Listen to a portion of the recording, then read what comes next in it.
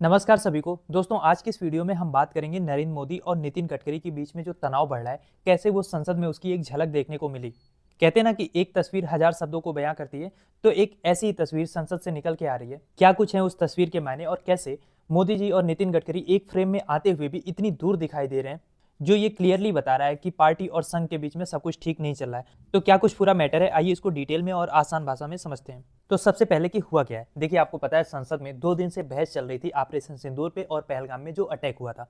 वहां पे हमने देखा सरकार और विपक्ष ने एक दूसरे पे बहुत सारी बातें बोली। विपक्ष के पास बहुत सारे सवाल थे और सरकार के पास किसी एक का भी जवाब नहीं था, बस लच्छेदार और घुमा फिरा के बातें थी। पर ऐसे में एक तस्वीर भी बाहर आ रही है पार्लियामेंट से, जिसमें एक फ्रेम में आप नितिन गडकरी और प्रधानमंत्री मोदी को देख सकते हो। हालांकि बीच में अमित शाह और राजनाथ सिंह भी हैं, पर इनकी चर्चा नहीं है। बात केवल यहाँ पे नितिन गडकरी और मोदी जी की है। और ये तस्वीर अपने आप में हजार नहीं बल्कि लाखों शब्दों को बयां कर रही है। आपको नितिन गडकरी का तो पता है, कैबिनेट मंत्री हैं, अस्पष्ट बोलते हैं, दो टूक बिना झुके बोलना उनकी आदत है।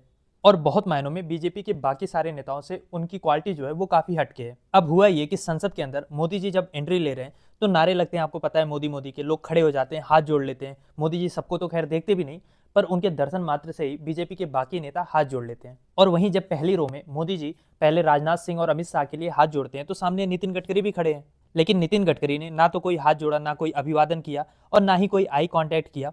कोई एक्स्ट्रा हरकत नहीं, बस अपनी जगह पे खड़े रहे, दोनों हाथ पीछे, चेहरा शांत, कोई चापलूसी नहीं। अब संजोग से ये तस्वीर जो है वो कैमरे में कैप्चर हो गई और अब ये तस्वीर चर्चा का केंद्र बना हुआ है, क्योंकि आपको भी पता है कि आरएसएस और बीजेपी के बीच में सब कुछ ठीक नहीं है। और नितिन गडकरी की जहां तक बात है, वो आरएसएस के काफी करीबी हैं और यही वजह है कि बिना मोदी जी की चापलूसी किए, बिना अपनी रीढ़ की हड्डी टेढ़ी किए, वो आज तक कैबिनेट मंत्री बने हुए हैं और मोदी जी उनको हटा नहीं पा रहे हैं। और नितिन गडकरी अक्सर जाने भी इसीलिए जाते हैं कि वो अपनी भी सरकार को सवालों में घेर लेते हैं। और आजकल तो उनकी मुखरता कुछ ज्यादा ही बढ़ गई है। और गडकरी का जो व्यक्तित्व है वो पूरे बीजेपी से आपको अलग मिलेगा। खैर, मोदी जी से तो बिल्कुल अलग मिलेगा, क्योंकि मोदी जी जहां एक बार संसद में एंट्री करते हैं तो लोग मोदी मोदी करते हैं। इनफैक्ट नेताओं से ये कहा गया होता है कि आपको मोदी मोदी के नारे लगाने हैं। पूरी चापलूसों की फौज खड़ी कर रखी है मोदी जी ने। वहीं गडकरी से जब कोई मिलने आता है तो वो कहते हैं कि फूल मत लेकर आओ, काम की फाइल लेकर आओ। उनकी जो बातें होती हैं वो चाटुकारिता के खिलाफ होती हैं और राजनीति में मेहनत की वकालत करती हैं।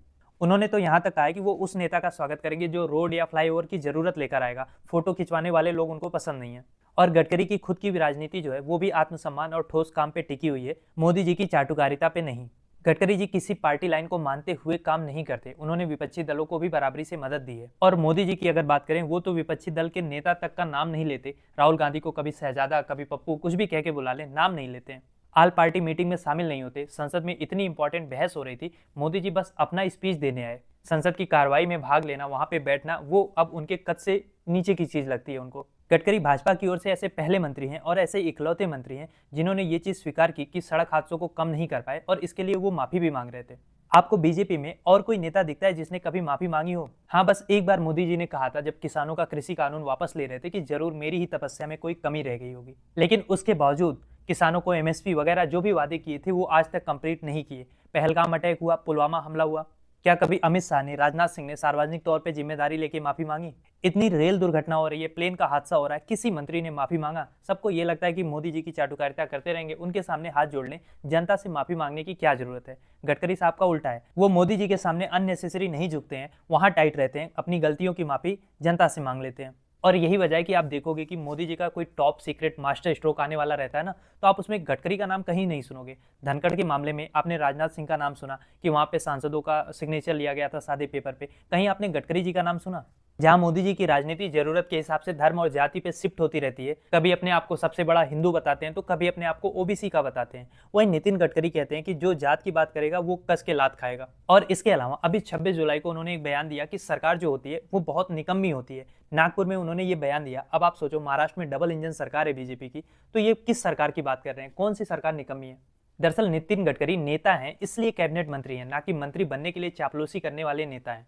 और इसके अलावा अभी उन्होंने एक बयान और दिया था कि समाज में ऐसे लोगों की जरूरत है जो सरकार के खिलाफ केस करें, ताकि चेक एंड बैलेंस बना रहे। अब आप यहीं पे मोदी जी को रख के देखो, क्या मोदी जी को ये पसंद है? केस तो बहुत दूर की बात है, मोदी जी को अपनी आलोचना सुनना भी पसंद है। प्रेस कॉन्फ्रेंस उन्होंने बंद कर दी है। 11 सालों में किसी सवाल का जवाब देते नहीं है। मणिपुर उनसे संभल नहीं रहा है, वहां कभी वो गए नहीं।